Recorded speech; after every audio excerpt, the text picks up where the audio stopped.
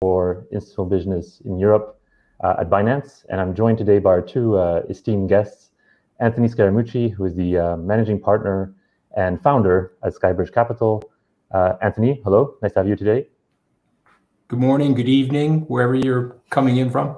How is everybody? Very well, very well. And we're also joined by CZ, the CEO and founder of Binance. Hi, CZ, how are you? Yeah, hello guys. Yeah, good morning, good evening, wherever you are. All right, so today's Fireside Chat is going to have a bit of a, I'd say, institutional flavor to it. So we're going to go through a few questions that will be followed by what we call quick fire questions. So we'll go through those as well. And then we'll wrap up the session with a few questions from the community, if that sounds good. Terrific, thank you. Yeah. Great. Okay, so maybe let's warm up with a few questions around Bitcoin. So last year saw a super, I'd say, bullish market with an acceleration into Q4 when we look at the price action. And crucially, it feels like a different market from what we saw in 2017. We broke through the 20,000 psychological barrier.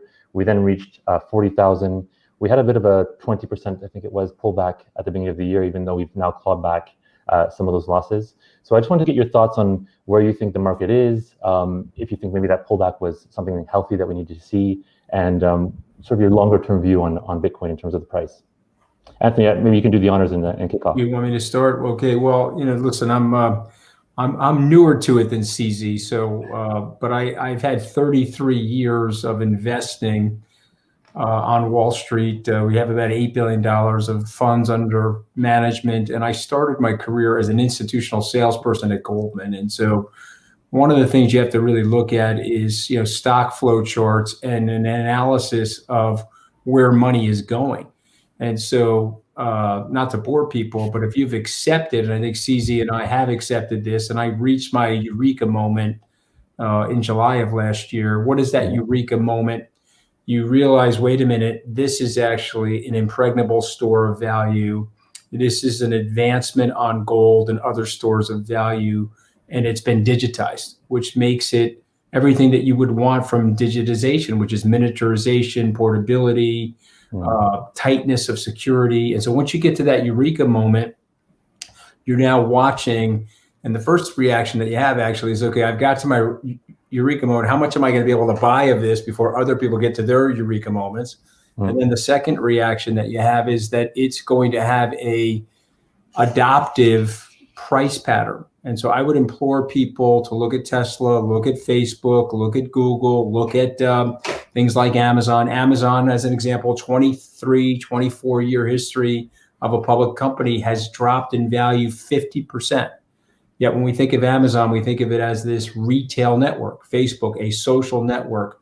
Bitcoin is a decentralized monetary network, and it is experiencing a very similar price pattern. And I think Bitcoin's best moves are frankly ahead of it as we start to get the rest of the world to recognize what CZ and myself have come to conclude. Yeah. Okay, great. Yeah, I pretty much agree with everything Anthony said. And I think we got to understand that if you look at any stock market, any asset that's freely traded, the graphs go up and down. They're never going in a linear straight line. That just doesn't happen. If people know that's going to go in a linear straight line, they're going to buy and they're going to push the price up. So it's just a matter of mass psychology. And every stock chart have ups and downs. But we got to look at a longer trend. And so I think longer term, I have exactly the same feeling as Anthony. I'm a total Bitcoin bull, crypto bull. So yeah, I'm very confident in the long-term outlook. And also retraces are important because they actually establish support levels or resistance levels sometimes if they fall through. So the markets go up and down, but then different people buying at different points actually do establish some psychological barriers, and they actually form actual support. So no asset, if asset just goes straight up in a straight line, when they fall really hard. So having small corrections over time is actually very healthy, a very healthy pattern for any freely traded asset. So it's very normal. There's nothing special about it. Okay, great, thanks. Yeah, so two bullish outlooks. Next question, Anthony, this is one for you. Everybody has their own story of how they discovered Bitcoin. Can you tell us a little bit more about how you stumbled into crypto originally, and maybe give us some detail on how your perception of the industry has changed over time? Well, I mean, it's interesting, because I've had a torturous run in politics, but one of the side benefits of that torturous run in politics is you learn a lot. And so I think I was in a transition meeting. I was one of the president's transition chairs back in December of 2016. And I was looking at memorandum. It was, publicly disclosed memorandum, so it's not like I'm saying anything untoward. Mm-hmm. And in there was a high-level discussions related to the regulation of Bitcoin and other digital assets. And I said, okay, at that moment when I closed those loose leaves, I said, okay, I have to understand what is going on here.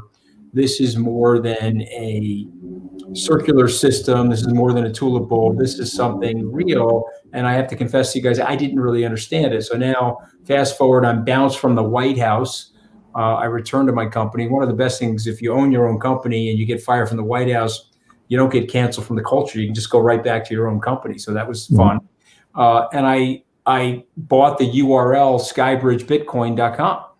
And then I turned my product team over and I said, I want to really understand this. Maybe we can have an index. Maybe we can have a fund or something. And then we saw the oscillation in price activity. Then I met with the Winklevoss twins, had some conversations with them. And you guys are going to probably find me saying this to be ridiculous, but at Bitcoin in 2014 at 400, I'm less interested.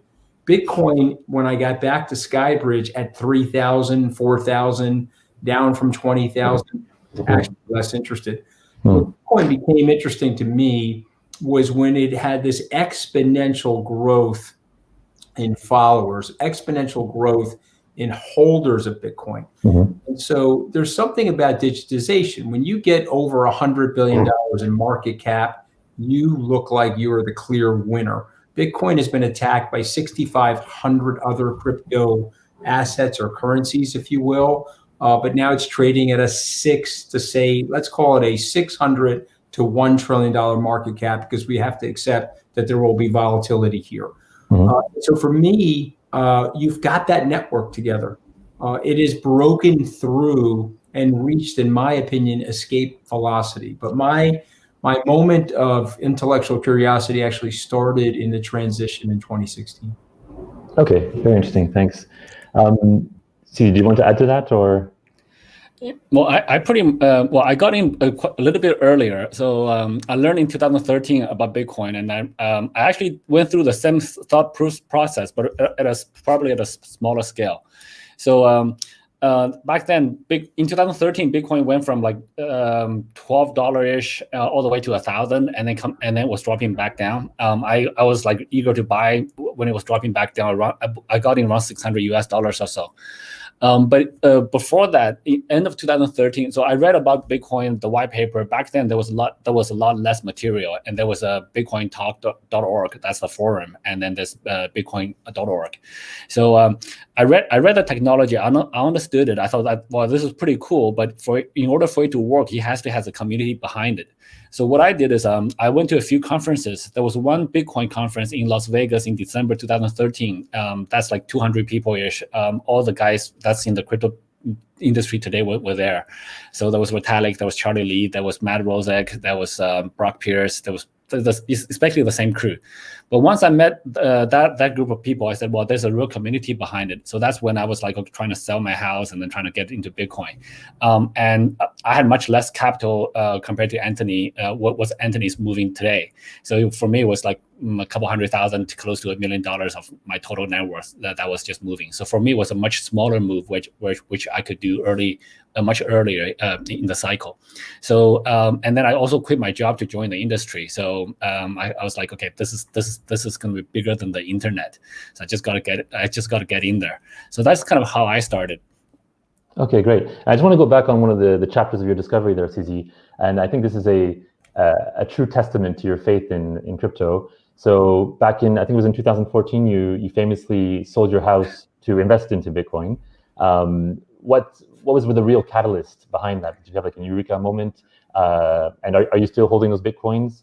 And I think one other question where people will be interested is, do you invest solely in crypto today, or do you also diversify through other assets? Okay, so well, number one is I had the Eureka movement around December 2013ish. I was like, this is a better form of money, and this is the biggest thing that's gonna happen in the next 30 years, at least as far as I could see. So I kind of missed the internet boom. I was just out of college, couldn't catch that. I was like, I'm not gonna miss this boom, so that's why I went all in. I was like, that was like 7 years ago, so I was not young, I was not super old. My insurance policy is like if Bitcoin goes to zero, I can just get a job at a bank, and so that's kind of my insurance policy. So I wasn't afraid of my livestock being degraded because I couldn't pay next month's rent, etc. And then I still hold those BTCs. I actually had never had to sell those BTCs, so I still hold them. And today I have no other investments. I just hold BTC and BNB. Those are the two crypto I hold. And I specifically don't make any other investments. I look at like buying houses again, like that's a really illiquid asset. And I move around a lot. It's just not, I'm probably not going to stay in one place for that long. Look at cars, depreciating asset. Most other things are depreciating assets. And look at fiat, like definitely not going to accumulate fiat now. So and also personally, all my investments are done through Binance and not through me personally. So it's like fully committed to Binance. This way, I have no conflict of interest. The team knows that everything I do is done through Binance. So I keep my life really, really simple and just Bitcoin, BNB. That's it. Okay, great. Very. Well, I love. If you don't mind me interrupting, I mean, I love that commentary, but I just have to tell you, I'm Italian, so I've got to have cars, CZ. So I mean, that's okay. Bitcoin is great, but you can't drive a Bitcoin. So I'm just letting you know, there's a lot of cars in my garage, and now probably shouldn't have said that because it sounds like I'm bragging. I'm not really bragging. Just when you grow up as a middle class Italian kid, you're like, okay, someday I'm going to have my dream car. Anyways, thought I'd give you a little digression there. Bitcoin is definitely, but for me, like CZ, I have all my money in SkyBridge. So I have it in my fund of hedge funds. I have it in my real estate fund. And obviously I put a lot of money in the Bitcoin fund to get it started. We have over $25 million of the firm's capital in that fund. We started on December 22nd. We're just about at 100 million now. So we've had some explosive growth from the performance and then also the new additions from investors. Okay. Yeah, I wouldn't mind borrowing one of those cars from time to time. When you come to New York, I'll let you use any car that you want. Okay? Thank you. You need to let me look at your bank account. How's that? I'll be a voyeur into all those Bitcoins that you bought at like $300-400 a Bitcoin. That's cool. Yeah. Okay, great, guys. Moving along. One for you, Anthony. So you sort of touched upon it earlier, but there's a big focus on Bitcoin and its role as a store of value. Now, historically, gold has a proven track record as a store of value. So I'm just curious where you sit in that sort of gold versus Bitcoin debate. Well, listen, I'm not going to knock gold or other stores of value. Okay, we can do that comparison, and we can explain that its portability and the strength of the blockchain and the impregnability of the security and the ease of transferability and all of that stuff is you could do that relative comparison. But I want to say something totally, completely different about Bitcoin. I want to say that this is a generational observation. And so I'll talk about my adult children for a second. My oldest son is 28. He just graduated from Stanford Business School. Even though gold has been around for, let's say, the 5,500 recorded years of our history, this new generation of men and women, this younger adult generation of men and women, see Bitcoin as the answer and see Bitcoin as a solution for value. So you've got old fogies like me, CZ's a lot younger than me, and you've got people like Warren Buffett or people like Bill Miller, and they're on opposite sides of the spectrum. Bill Miller's a bull on Bitcoin, Warren Buffett isn't, but some of it has to do with stodginess, and some of it has to do with the new replacing the old. So what I want to say about Bitcoin is whether my generation likes it or not, or people that are older than me like it or not, the generation coming up underneath me, if you will, that generation has already accepted it as literally a perfect store of value. And if you don't believe me, go take a look at its current market capitalization. and then look at the possibilities. Look at where gold is in terms of market capitalization or other stores of value. And you can see as that generation, as my oldest son goes from 28 to 38 to 48, where is the money going to be in an asset management company as it relates to value store, particularly with what we all know is going on in terms of global central banking monetary policy. Mm-hmm. Okay, that's very interesting. It kind of weaves into my next question. I'd like to take a bit of time to talk about your new product, the SkyBridge Bitcoin Fund. It was launched at the beginning of January. I believe you originally seeded it with about 25 million of the firm's capital. But there's been a lot of excitement and news around launch. I think I read somewhere as well that you organized a Zoom call to talk about the launch, but 6,000 people tried to join it. It just crashed the call. So it seems to be. Yeah, I mean, that was a big, in a weird way, we got like very good publicity off of that. That was a total fail on our part. I had the Zoom license set up for, I think, 800. And I think the most we ever got on a call was 300. So I doubled that and I said, okay, and I added a few, and that was my fault. So I have to own that mistake. But we did a follow-up call this past Tuesday, which was overwhelmingly attended as well. And listen, the fund's just under $100 million now. 25 million was our start. We sort of opened on the 22nd of December. We opened for outside investors on January 4th. In the United States, which is different from other countries, we have a lot of paperwork, a lot of fulfillment. There's you don't have a Bitcoin ETF yet. You don't have a Bitcoin mutual fund. And so what we tried to do is, pursuant to all the regulations out there, design the simplest using fund with the easiest documents, with the easiest in and out strategy. And it's a toggle on strategy. There's no money management expertise in this fund. There's no money management dexterity. If you buy our fund, the day that you come into the fund, or actually the day after, you get the market price that it traded at that day, the average market price at 415. You own that Bitcoin. You own the NAV of that Bitcoin. And then when you want to sell it, we do the exact same thing to sell you out of it. And so we think that this is the most fluid and the best mousetrap out there in the United States for Bitcoin. Now it's at 75 basis points. There are products out there that are at 2%. There are certain products, unfortunately, because of regulation in the US, they trade on the pink sheets, and therefore they trade at premiums. And in some cases, they could trade to a 20 to 30% premium to the Bitcoin. So you could actually see your Bitcoin go up, but your NAV in the trust actually didn't move because of the way the premiums are. And so what we're trying to do is avoid that for customers and allow them to own the actual Bitcoin NAV the moment they enter the fund. And obviously, when they want to sell the fund, they can do that as well. Now, the only thing that we put on this product, and this is primarily regulation, but also strategy, is we have a 3-month lockup.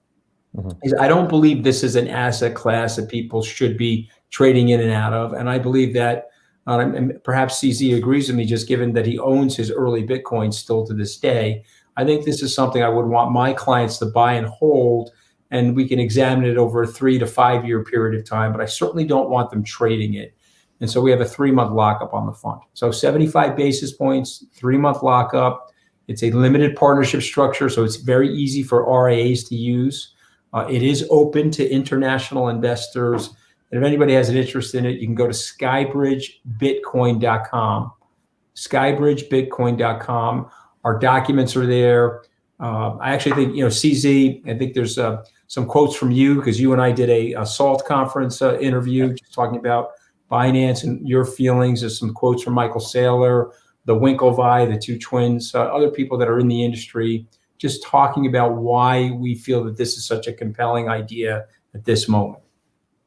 Well, it's great to hear about the strong initial traction around the product, and to see larger institutional players such as SkyBridge launch, crypto-focused products. CZ, not to interrupt, though, across our platform, we have about $350 million worth of Bitcoin. In that fund itself, we have about 100. I just want to let you know that we're very committed to the asset class, and we bought it for a whole slate of our customers. So 300 million AUM across the platform. About 350 right now due to market. Okay, good to know. No, CZ, would you like to add to that and just maybe give us some insight on some of the trends that you're seeing from the larger institutional players entering crypto? Yeah, I think that the trend is very clear. There's just more of them coming. I think Anthony is a very perfect example that now, even in very heavily regulated markets, now there are ways for people to invest very easily through this type of funds. So even for regulated entities, institutional investors that can, or family offices that currently may not know how to handle Bitcoin themselves, now this is a very easy way for them to invest. So we're seeing a lot more new products, and then for us, the more people that comes in, we also see large institutional investors trading more actively on active trading platforms like Binance. So yeah, I think the one word I can say is like we see a lot more happening now. So the trend is just really up to the right. So yeah, that's pretty much it. Okay, great. And Anthony, coming back to the fund for a moment. So you mentioned 75 bips annual management fee, and I believe the minimum ticket size is $50,000 US to invest into this fund.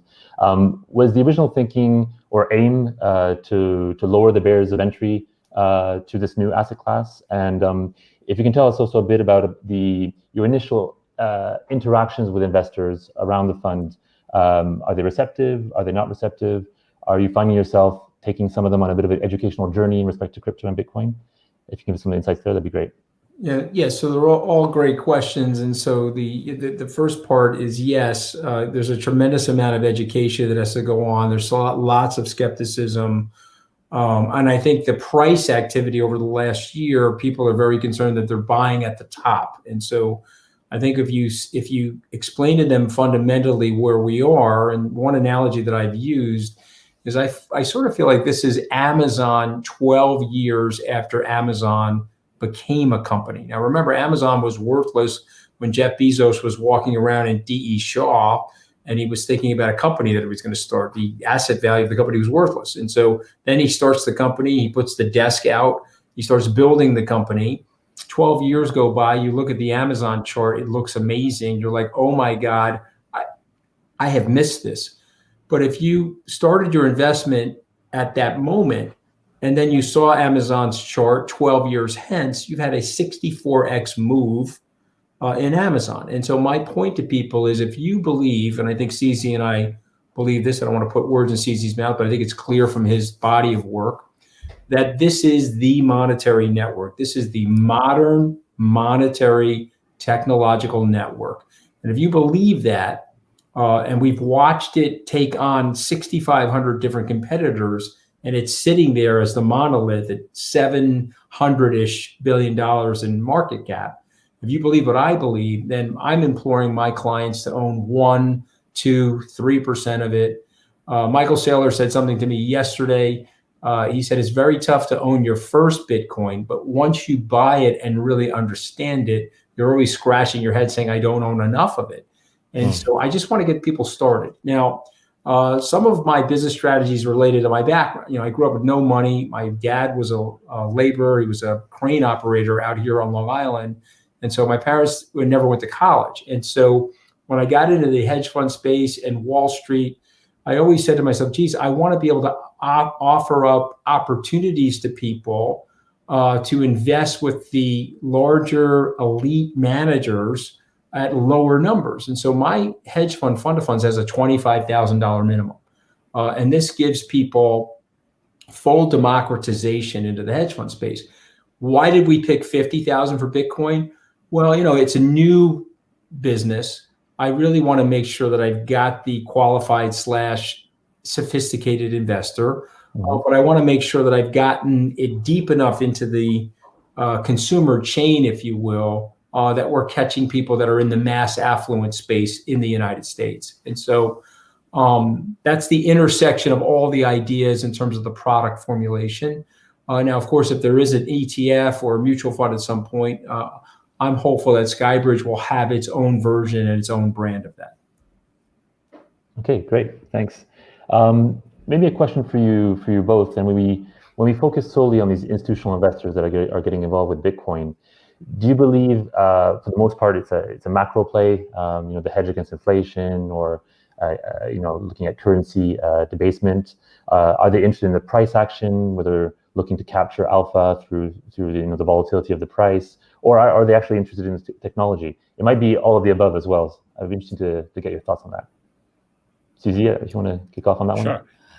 Yeah, I think. Well, my understanding, I think Anthony probably knows this much more from a direct subjective point of view, where he operates a fund. My feeling is for the current type of funds that's come in, most of them are like treasury management. So they are viewing Bitcoin as a safe haven asset, and they are buying and holding for long term. So they're not day trading it, and they're not using that asset as a tool. So it's really more from a investment perspective for a fund like Anthony's, and for the very recent corporate treasuries that's allocating percent of the treasuries into Bitcoin or cryptocurrency. But Bitcoin fundamentally, though, is very different things to very different people. For some people, it's an asset. For other people, it's a currency that can be used to trade internationally or cross-border remittances, etc. For other groups of people, it is a technology innovation, and for other people, it could even be a religion. So it is different things to different people. So from the sort of broader users that we service and interact with. So yeah, everybody classifies Bitcoin differently, but fundamentally, Bitcoin is a collection of all of these things. So it's really interesting. So I think it's got huge potential in all of those fronts. Okay. Well, I mean, the only thing I would add to that is that the most sophisticated institutional investors, the Bill Millers, the Paul Tudor Joneses, the Stan Druckenmillers, I think this is less of a macro strategy. I mean, maybe that's a component. You could list that on the reasons why they would own it. Mm-hmm. And it's more this revelation. It's more this understanding of what CZ and I are talking about related to this monetary network and related to the future infrastructure of the transfer of value among human beings. And I think it's so, I guess you could say that that's macro, but it feels more meta to me. It's more of a metaphysical thing than a macro thing. Okay, great. We've talked a lot about Bitcoin, and I just want to put Bitcoin aside for a moment, because there are a lot of cryptocurrencies that are invested in on a daily basis. There are a lot of coins out there. Do you believe that the initial interest that we're seeing from institutional investors will then expand to other coins in the space, and that we might see other products, funds or other that focus on these coins that are not Bitcoin? And Anthony or CZ? Well, go ahead, CZ. Sure, I'll take a crack at it. So I think basically, yeah, as I said before, I think the current sort of hedge funds and treasury that are tiptoeing into Bitcoin, I thought it was more of a safe haven asset, given it's a very great hedge against inflation, which is happening very rapidly right now from all the quantitative easing from central banks. Mm-hmm. So, but once people get into Bitcoin, this is the first thing they learn about crypto, right? So there's a learning curve. They get comfortable with Bitcoin, and then they're going to look at other. They probably will look at other cryptocurrencies as well. But I think Bitcoin is the most secure, but it's not the fastest. It's not the highest capacity network. It is the first application of blockchain technology, and then but because it's most secure and most adopted, it's gonna for a very long time into the future, it's gonna serve as, I think, an international reserve currency to some extent. But if we want mass adoption, like blockchain-enabled applications and other technologies, the bandwidth is not high enough. There are other faster blockchains being developed right now or are getting adopted, so there are other applications using the blockchain technology that's not Bitcoin that could get pretty interesting traction as well. They will be higher risk and probably may have higher returns, so they may fit different tastes. So, but once people get in, Bitcoin is the first gate. People get into crypto using Bitcoin, and once they're in, they're more exposed. So they will have more exposure to other asset types or other tokens, other blockchains. So yeah, so I always say what's good for Bitcoin is good for the industry. But I think for most institutions, they're going to stay in Bitcoin for a while before they explore into other things. Maybe Anthony have more direct input. Yeah, no, I'm guys, I don't know how to tell you this. Okay, yeah, CZ is an early frontiersman in the world of crypto, and so he's one of the founding fathers and a legend. But you got to understand something. I'm out on the frontier as it relates to the old fogies in asset management. Do you understand what I'm saying? And so the notion of these other coins, and I'm not saying that some of them aren't good, and Ethereum, et cetera, but our job right now is to get the early adoption started with Bitcoin. And I think CZ is correct. If Bitcoin does well, there'll be other coins that come in.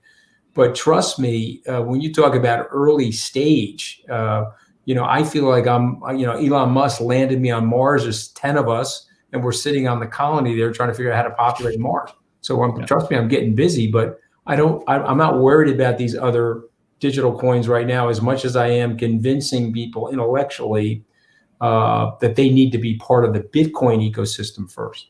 Mm-hmm. Okay. Yeah.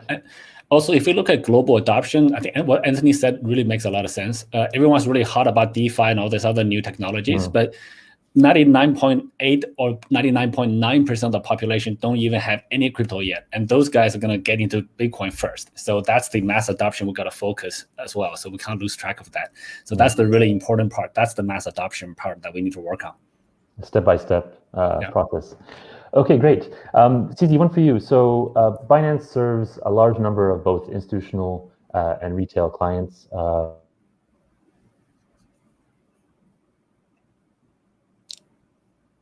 I think Christophe. Did Christophe freeze?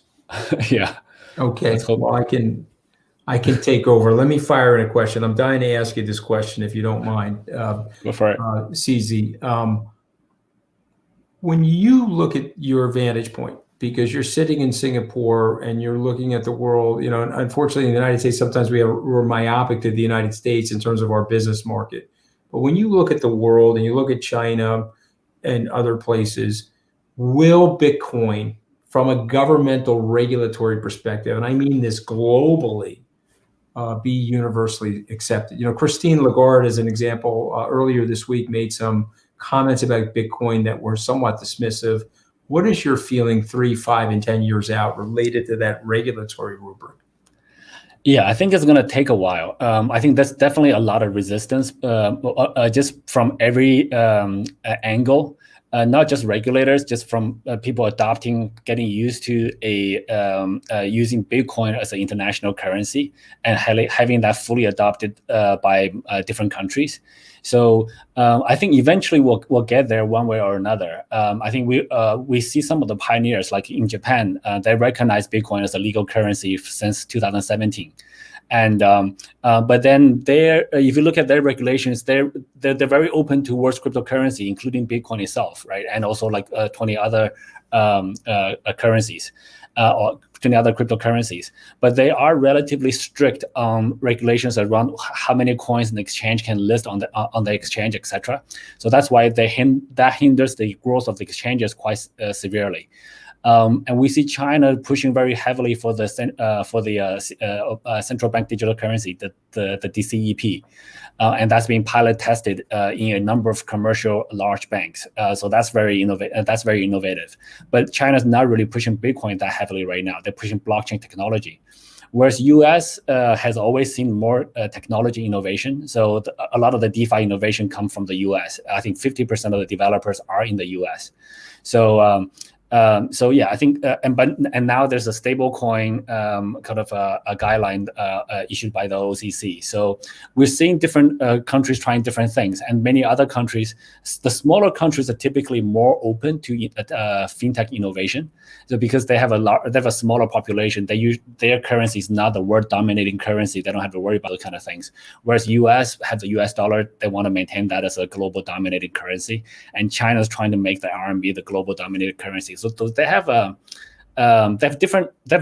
slightly different objectives, and it's going to take a number of years for them to fully realize that the global coordinated currency is likely to be decentralized. That's the irony of the future.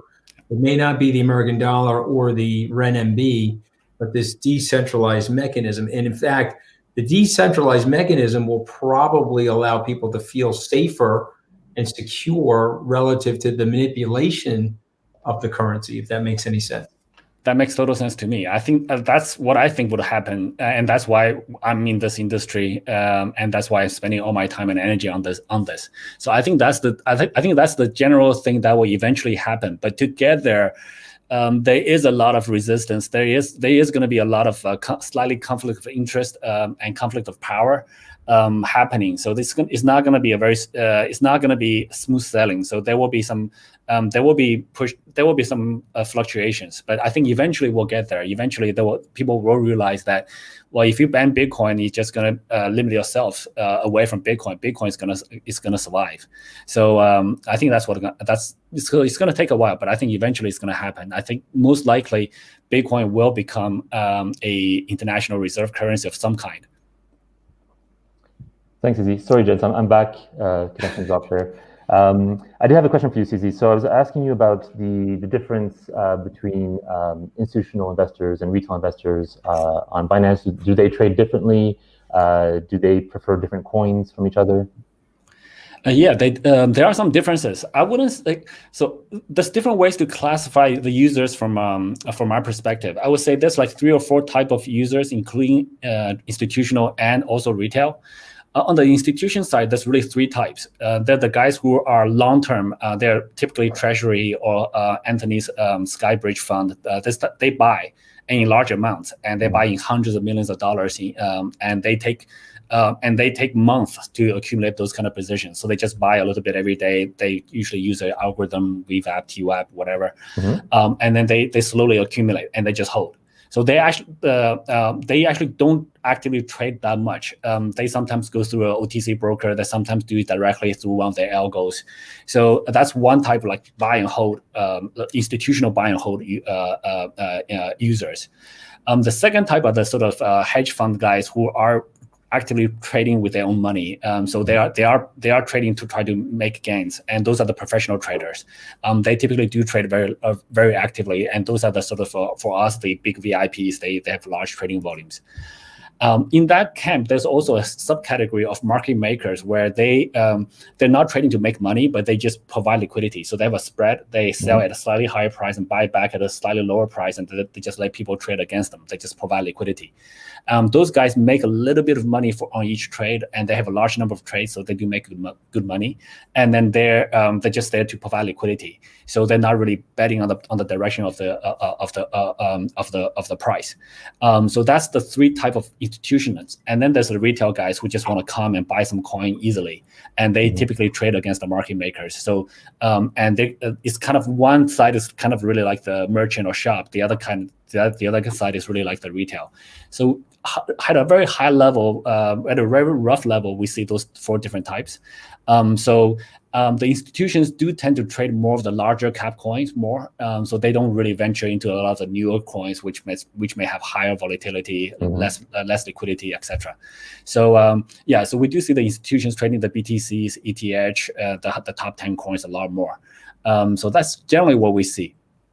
Okay. Let's say, for example, I'm a large institution, a family office, asset manager, or hedge fund. How should I approach Binance? I mean, let's say, for example, I'd like to execute a large order and buy Bitcoin. How can I do that across the platform?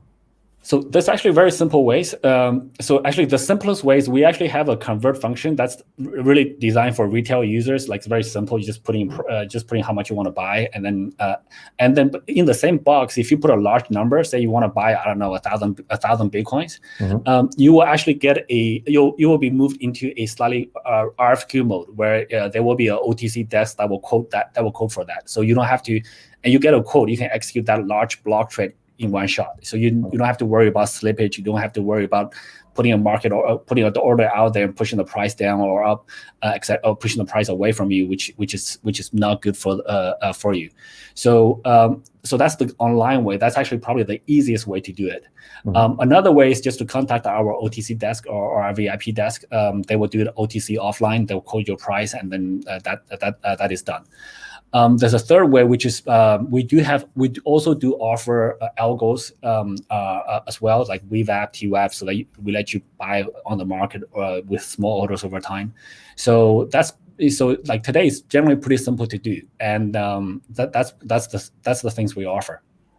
Okay, great. I have one last question to wrap up this section, and it's for you, Anthony. And I know a lot of people who are watching today will be very interested in your answer. So historically, SkyBridge's core offering has been a traditional fund of hedge funds. You've launched the Bitcoin fund now. Do you have any plans to launch a fund of digital asset managers? Yes, is the short answer. And the issue for us is the filings and the SEC. But yes, I do see SkyBridge having a digital fund of funds. And if I'm being aggressive about it, I'll say it'll happen by mid-year. Of course, I'd like it to happen tomorrow, but because of the regulation, and one of the things I'm very keen on because of our high profile is making sure that we are to the screws on regulation. But we will have that, yes. And that will also provide the opportunity for other digital assets beyond Bitcoin, because we'll be investing in fund managers that may be doing that or maybe trading the coins and so forth. So yes, I do see that as part of the SkyBridge ecosystem going forward. Okay, positive news. That's great. Fantastic. So we're going to move on now to the... Christophe, should I send you the subscription documents? It seems like you're interested. I'll send them out to you. I'll have a look. So quick fire questions now. Very quick questions. Crypto, non-crypto. Please feel free to to answer them just off the top of your head. First one, the crypto market has now reached 1 trillion in market cap for the first time. Where do you see it going in 5 years? CZ, what do you think? I think it's going to go over like 50 to 100 trillion in 5 years. I think it's going to be bigger than the stock market in that kind of time frame. Pretty bullish. So I totally think that. So I'm totally in CZ's camp. I wish I could jump from my panel into his panel and sit there next to him. But let me just say this. In 5 years, let's say it goes from 1 trillion to 10 trillion. Just imagine that. And imagine the opportunity that's on the table for investors to participate in what is a seismic transition, evolutionary transition for the world. And so I think CZ is going to be right, but let's say that he's only 20% right. This is still an unbelievable opportunity that I don't want my clients to miss. Great. Okay, next question. Your biggest goal for 2021, Anthony? Well, I don't want to jinx myself, but I have to be honest. I have avoided the coronavirus, at least I think I have. Okay, I would like to avoid the coronavirus until I get a vaccine. That's really the small goal. The larger goal is to expand our digital product offering, get our Bitcoin fund up and scaled. And by scaled, I don't want to sound overly ambitious, but I don't see why our fund, if you think about our price level, we're charging 75 basis points versus 2%. You can own the NAV of the coin versus having to pay a premium. You can come into our brand, which is backed by Fidelity Digital Assets. So we're in partnership with Fidelity, which is arguably one of the largest asset managers in the world and one of the more recognized brands in the United States. And you've got our service module, our customer service, and you've got Ernst & Young auditing our fund. If we can't get this to a $500 billion fund by year end, I'll be upset with myself and my team. $500 billion, right? Well, I said 500. We'll have to see what happens, but I do think, like you and like Plan B, this is heading for 100 trillion, and so we need to be a part of it. And I need to wake up my clients. And guys, because you're steeped in it, CZ, and I think you'll get this. You're steeped in it, but I'm in an area of the world where I'm talking to banks and wirehouses, and I'm talking to due diligence teams who are panicked. They don't know what to make of it. They haven't totally figured it out yet. They're not comfortable with it, and they're thinking, oh my God, if I invest in this fund or I put this fund on my platform, I may lose my job because of it. And then they see that price movement from 2017 down to the 3,000 level. And they're like, oh my God, I'm going to top tick this thing. You see what's going on right now? And so we need to churn through all of that intellectual discussion and make those people recognize that this is a brand and they haven't missed it. It's buying Amazon in year 12 where you still have this amazing run ahead of you. You haven't missed it. It's not It's not expensive if you understand the capabilities of it. Yeah. No, Anthony, I think you're doing great work, and it's really, really tough work. I fully understand it. Yeah. So I really a lot of respect for that. Yeah. Well, so for I me, appreciate, another one of my goals. I want to keep my hair. I'm 57. My brother's completely bald, so I want to keep my hair because I think it's always fun to razz him at Christmas. But I mean, there's other goals on my list. If you want to hear them all, Christophe, I don't know how much time you guys have, but those. Yeah, we'll discuss them afterwards. Those are the big meta goals. The hair is an important one. Sure. Your biggest goal? Sure. I think, basically, for me, let me start with a personal one. I've been trying to get 6 apps for the last 20 years, never got one in my life. So that's kind of a personal one. We'll see if I can get it. We can get that done this year. But on the business level, more seriously, I think 2021 is going to be a really explosive year. I have a feeling it's going to be very much like 2016, 17, where it's past the previous all-time highs, and then it's gonna grow.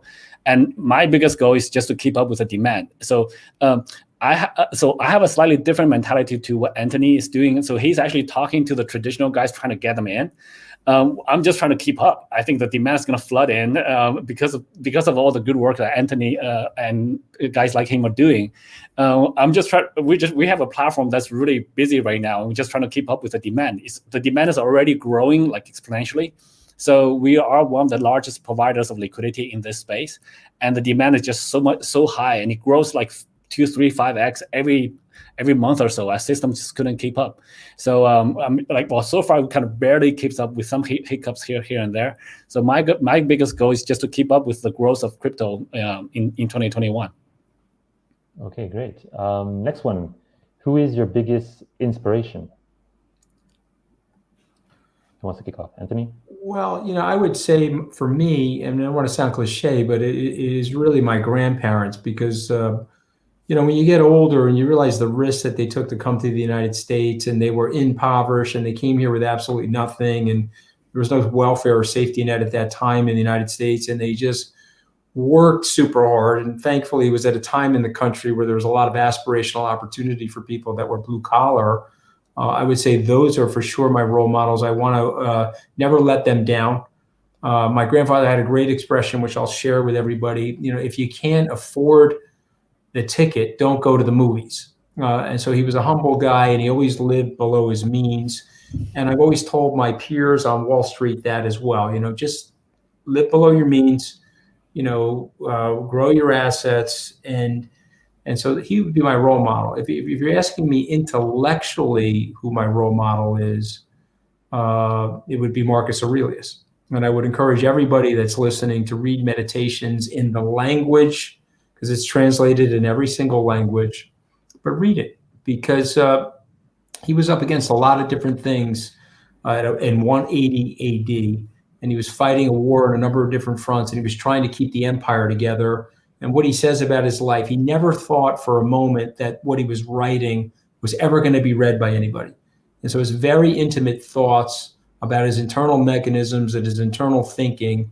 And I would imagine everybody that's listening right now, if you read his book, you'll see yourself in that book.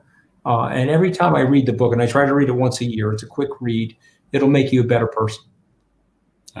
Okay. I got to read that book then. So I actually share a lot of what Anthony just said. My father immigrated. Well, I immigrated to Canada with my father when I was 12. So I saw my father and my mother on very basic salaries, trying to raise a family, etc. So I went through that, and I think that's actually very useful for me, because I also do always live below my means. I don't have a fancy life. I don't. I just don't. Even today, I don't have a fancy lifestyle. I think intellectually, the person I really, really inspire in this industry is obviously Satoshi Nakamoto, right? So he wrote a 9 piece of paper, wrote some code for half a year, and then disappeared. And no marketing team, no nothing. And then this, I don't know, $1 trillion industry followed 12 years later. So I think, I've always been thinking about how do we decentralize Binance. So we started as a much more centralized entity. Myself and the founding team are known and still around. So how do we convert this into a more decentralized organization and a more decentralized ecosystem? I've been thinking about that a lot, but I'm not as smart as, nowhere near as smart as Satoshi. So I'm still thinking about it. But so he's one of, like, intellectually, he's one of the biggest inspirations for me. Okay, fantastic. Last quick fire question. And Anthony, I can see all the books in the background there, so I know you're both avid readers. How many books do you read in a year? Do you have any recent favorites or highlights that you can share with us? Okay, well, I do. I moved them off of the thing. I'm gonna get one if you don't mind. Okay, and I'm gonna expose that I'm in a Zoom call here, so you can see my shorts. Okay, but hold on. I'm gonna show you a couple of things now that you've asked me. Okay, so this is a phenomenal book that if you are a global thinker, you need to read this book, okay? And this book is called In the Time of the Americans. It was written about 25 years ago, and it is about the neo-Victorian men that tried to build the New World Order. And they were thinking about ways to countermand what happened at Versailles. And at that moment in time, whether the world likes it or not, America was the only standing industrial nation after the war, and yet they built up a system and a post-World War II architecture to try to maintain the peace. And again, I don't want to make it overly American-centric because there's a lot of people in that story that did it, but I think it's very important. And this book by Ben Steele about the Marshall Plan. And so whether you're in Singapore or China or wherever you're listening to this, read these books because, like Bitcoin, there is a political way of life. There is a standardized way of life that will lead to more prosperity, that will lead to more freedom, that will lead to more education for people. And we need to get to that standard as well. And that's not me judging any other system, and that's not an American-centric comment as much as it is a universal values comment. And I think these men, and again, they were mostly men at that time. I'm not saying it in a sexist way. I think they understood that they needed to do something above and beyond their own commitment to themselves to see if they could nudge the world closer to greater peace and prosperity. And by the way, George Marshall, as you guys may know, he went to China to try to bridge the gap between the Kuomintang and Chairman Mao. Of course, that was unsuccessful. But these are brilliant stories that we can take with us into this century to see how we can make sure that all of us stay prosperous, but lift the tide for others that, like CZ's parents or my grandparents and parents, how we can do that together. But I got 100 other books if you guys want to know. I'm sorry I'm being so long-winded, but I got them, and I probably read about 60 books a year. I gotta get your full book list. So so I usually use Kindle to listen to books, about like 40, 50, 60 books a year. I think the year before I did 80 books, but I didn't finish all of them. Some books are not good and I just don't finish. I published my book list a few times, so I will not repeat them here, but I'll add a couple of new ones. So I've been listening for the Innovation Stack by Jim McAuliffe. I think he's a partner of Jack Dorsey. Brilliant guy. I interviewed him on the Salt Talks, by the way, CZ. He's a brilliant guy. Yeah. So I like books which gives me new ideas. So this is like a entrepreneurial coaching book, but he has a lot of really interesting ideas which I didn't really know before. So I thought that was really interesting and fantastic. This book is not on my previous recommendation lists, so I've been reading that. I've been listening to this 3 or 4 times now. So it's great. There's a couple other books. Easy. Like, could you email me your list? Do you mind? Sure. We can swap lists and we can compare notes. I think I listen to more of the entrepreneurial startup books, etc. I think you probably have a little bit more of a history selection. They're always happy to swap. So there's a couple other books like The Alchemist, Loonshots. All of these are like sort of startup books, but they're all kind of slightly contrarian, some of the ideas in there. So I find those books really, really interesting. There's a lot of other books. Yeah, I can go on for a while, but yeah, we're supposed to be short here. Yeah. No, it's great. I love these quick fire questions because we get some great insights. Great. Okay, we're going to finish off today's session with some questions from the crypto community. The first one is from David Jambek, and it's for CZ. Where do you think Binance will be in 4 years' time? Ooh, that's a very specific time frame. So basically, we just want to provide infrastructure services for this industry. So right now, we're providing liquidity exchange, so price discovery services. We have a few wallet solutions we have invested in, and they're doing really well actually. Trust Wallet is probably now the #1 most used mobile wallet. We have a few blockchain projects going on. We have Binance Chain, Binance Smart Chain. We actually have invested in a few other blockchains, so we want to provide blockchain infrastructure as well. I kind of view like Bitcoin is the reserve currency. It's not the blockchain's capacity is limited, but it is very secure. So there will be a lot more application level blockchains that probably should do 10 billion interactions per day, etc. That's kind of the interactions that Facebook handles, for example, right? So we need those type of infrastructures. So so in a few years, we want to hopefully provide a few different those type of infrastructure services. Okay, great. Anthony, a question from Kisval1388. Similar type of question, but they give you a much shorter time frame. Where do you see SkyBridge in 12 months' time? Well, I'm hoping that we have at least $1 billion in crypto assets in 12 months' time. I think that's could be, I don't want to say easy to do, but based on what CZ and I see on fundamentals, I think that could happen.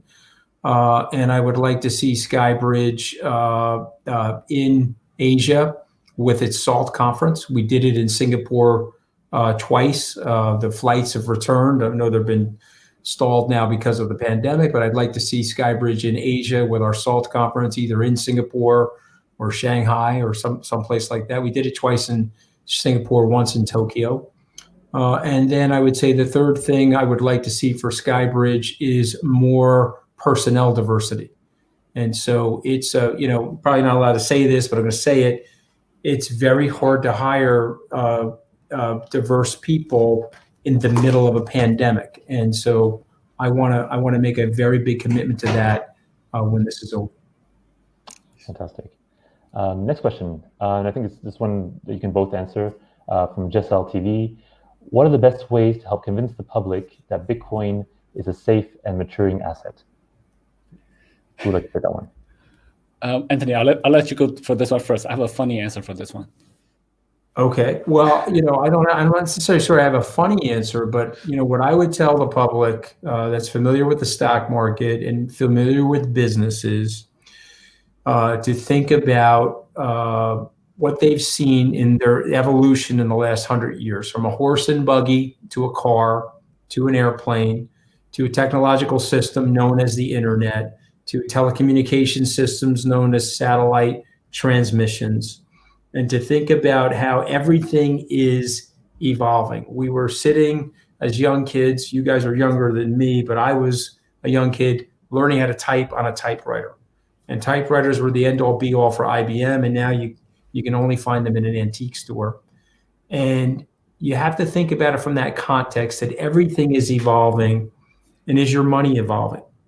And if you say to yourself, yes, my money is evolving, Satoshi Nakamoto, the group, the person, figured out a way to create almost a perfect system. There's no such thing as perfection, but almost a perfect system related to the value transfer and keeping a ledger between two human beings.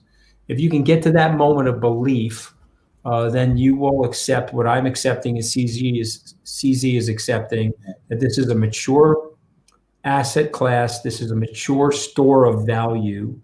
And I think you have to take it back through that continuum. And once you do that, I think you'll get a lot of confidence, and you'll be saying what Michael Saylor says, God darn it, I wish I owned more of it. Yeah. So my answer is, my short answer is basically I recommend people to follow Anthony, follow Michael Saylor. when I first got into Bitcoin, like in 2014, 15, 16, I was spending a lot of time educating other people. But I repeat that so many times. Actually, now I do it much less personally. But we do invest in educational websites like Binance Academy, etc. My funny answer is like actually over the last 7 years, especially now in the position of running an exchange, the best way to what I've seen, the most effective way to get more users in is one green stick. So once we get one big green candlestick, people rush in. So ideally it has a positive virtuous effect where the price going up actually attracts more attention, more people learn about it, more people come in, the price goes up more. So if we look at a longer time horizon, that is already what's happening. So that would be my answer to that. That generally works quite well indeed. All right, next question is from Beluga Finance. And CZ, I have a feeling that this one might be for you. Do you like pancakes with a lot of syrup? This is referring to one of the Binance Smart Chain projects. Yes, with the short answer. Okay, perfect. And our last two questions are from Anga Kali and Rafael Sabi, respectively. Some market timing questions. When is it time to sell? And how do you time large buys against a volatile market? Who wants to take these trading questions? I got to give those to CZ. I'll give a short answer. I'm not interested in that, actually. I'm interested in buying and holding, and I'm taking a 5 to 10 year horizon on this. And so even if I buy today at 50,000, I'm very confident that that's going to be seen as a good purchase in 3, 5, and 10 years. Yeah. Actually, so as much as we run an exchange, I don't trade, and I would say the word sell is a misnomer. I don't think about it that way anymore. So I would say never sell. I would answer never, to be honest. Sell means converting to fiat. Basically, you're gonna hold your asset, you hold your value in some asset type. Selling to most people right now, for the people who ask that question, but to me, it means that I'm going to convert from crypto to fiat. That's what you probably mean there. So, and I think we can hold it to a point where we can just spend it. So whatever you want to buy or whatever you want to invest in, you can do it directly in crypto. So I would recommend people to buy and hold to the point where crypto will be fully adopted everywhere, etc. And to be honest, I still did convert to fiat just to pay for expenses. Even now, there are still some expenses we can't pay in crypto directly, but that's just in a sense that's just spending it. I'm not really selling. We're not really selling. So that would be my recommendation.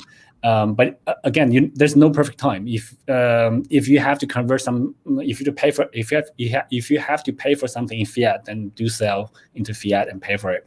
But other than that, I don't view it as selling. Yeah. Great. Well, fantastic, everyone. That wraps up our fireside chat for today. Anthony, CZ, thank you for joining. And for those watching, I hope you found the questions and answers insightful. And we'll look forward to you to join us for the next one. Thank you very much. Thank you. Thank you so much, Anthony. Thank you. You too.